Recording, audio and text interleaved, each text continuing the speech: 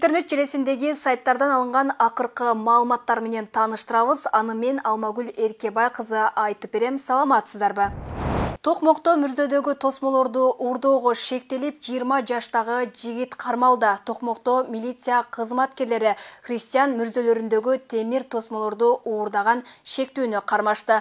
Бул тууралуу Чүй облустук ички иштер башкармалыгынан билдиришти. 24 март күнү милицияга арыз менен жергиликтүү тургун кайрылган мүрзөдөгү темир тосмолорду, анын ичинде чоң атасынын мүрзөсүндөгү тосмолорду уурдап кеткен белгисиз адамдарга карата чара көрүүнү суранган деп айтылат маалыматта. Кылмышка шектелип 20 жаштагы жергиликтүү тургун кармалган. Ал бир катар уурулуктарды жасаганын мойнуна алган.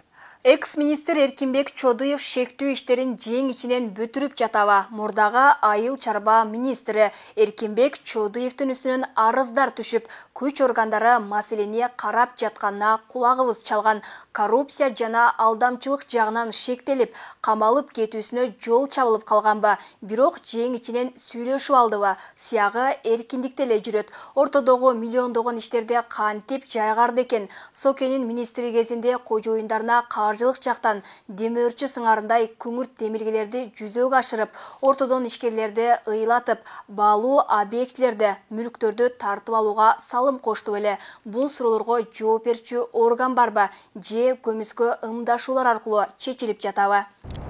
Сотто депутат Исхак Пирматов жөнүндө өкүм чыгарылды. Ага мамлекеттин эсебине 300 000 сом төгүп берүү милдеттендирилди. Мурдагы депутат Исхак Пирматов Кумтөр алтын кени боюнча УКМК тарабынан кармалып, абакка киргизилген. Бирок ал тез эле тергөө менен кызматташууга кол коюп, натыйжада абактан бошотулган. Негизи Исхак Пирматов мындан мурда да соттолуп кете жаздаган. Ал Кочкор атадагы Кыргыз нефтегазда башкы директор болуп башкарып турганда мамлекетке 285 миллион сом зыян келтирген деп башкы прокуратура тарабынан тергөө иши башталган. Бул окуя мындан 10 жыл мурун 2012 жылы март айында болуп өткөн. Ошол кезде башкы прокурор Аида Салянова жогорку кеңешке депутат Пирматовдун кол тийбестигин алып салуу жөнүндө кайрылган. Бирок депутаттар коллегасын колдоп, баш прокурордун сунушун четке кагышкан.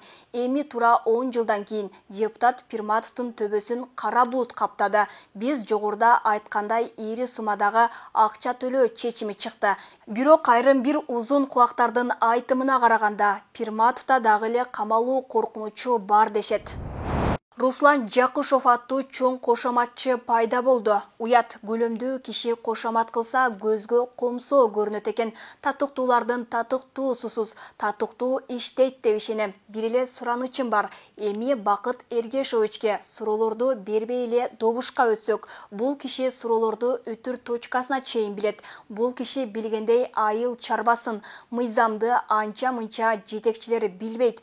Макул десеңиздер добушка коюп, Бакыт Эргешовичте узатып койсок деп кыргылданган үнү менен депутат Руслан Жакышов вице-премьер-министр Бакыт Төрөбаевке жагалданды. Мынчалык жагымпоздонуп пастыкка түшпөсө деле дайындалмак. Өкүнүчтүү жагы ушундай бийик трибунадан кошомат кылуунун жогорку үлгүсүн көрсөтүп, коомчулукту бузууга, терс таасир көрсөтүү менен жаман жолго түшүп алды. Келечек муун кимдерден үлгү алат?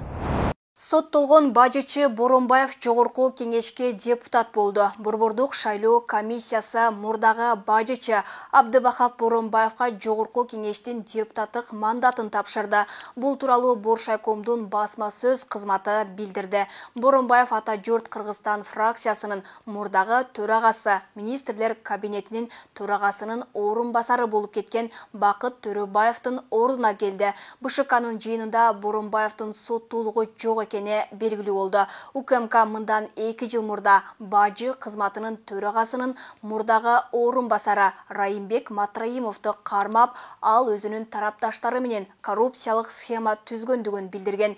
Тергөөнүн маалыматы боюнча Матраимов баштаган топ 2015-2017 жылдар аралыгында чек арадан өткөн бир машинеден 200-1800 долларга чейин алып турганы далилденген.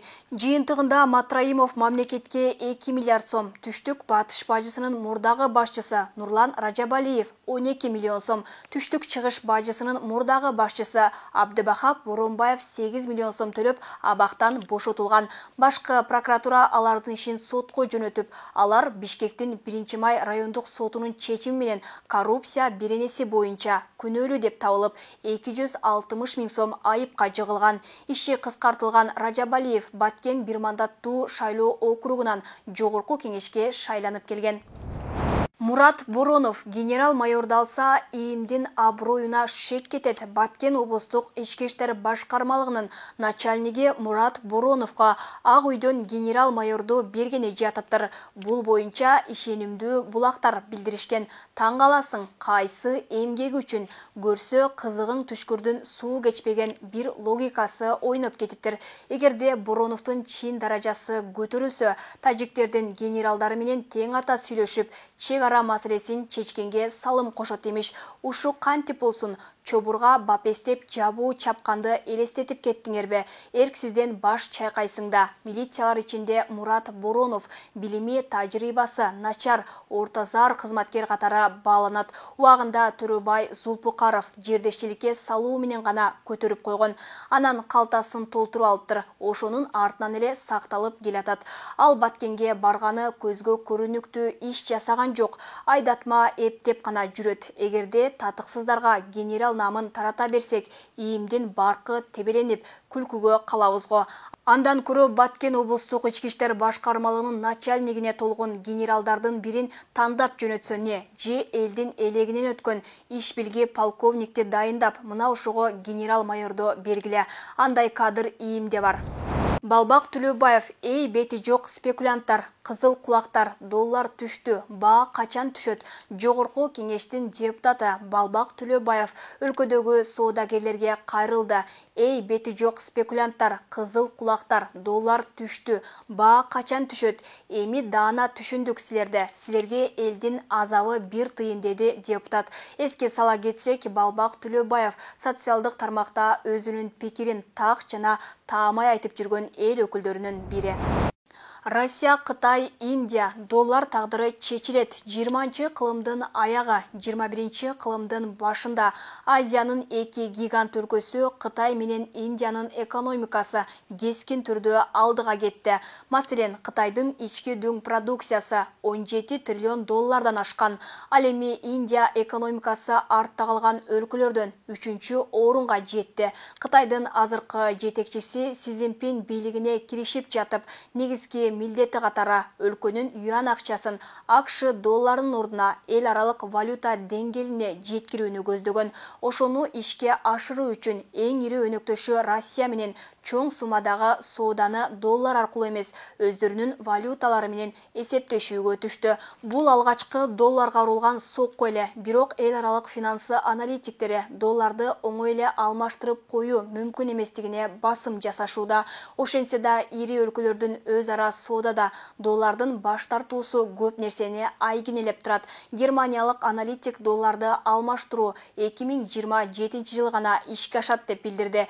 Эгерде жогоруда аталган 3 ири өлкө бириксе, АКШнын экономикасы туруштук бере албай калуусу турмуш чындыгына айланат. Кыргызстан үчүн жөнөкөйлөтүп айта турган болсок, кыймылсыз жана техникалар доллар менен эмес, Россиянын рубли менен сатылып калуусу мүмкүн экенин кыйытышууда. Аталган 3 өлкөнүн планетанын негизги маселелерин чечүүдөгү ролу уламдан улам жогорулап барат.